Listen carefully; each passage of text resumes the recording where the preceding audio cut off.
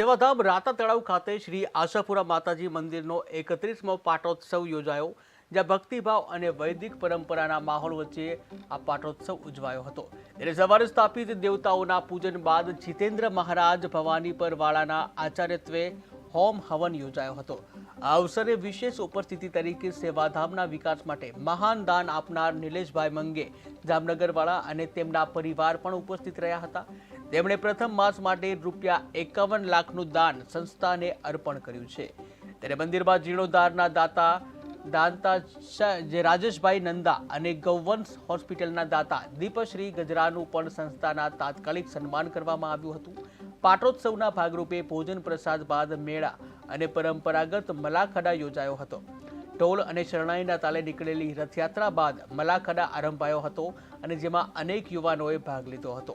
ત્યારે મલાખડામાં જુદા જુદા જે વિજેતાઓ છે, વિજેતાઓને રોકડ પુરસ્કાર અને સન્માનપત્રો આપી સન્માનિત કરવામાં આવ્યા।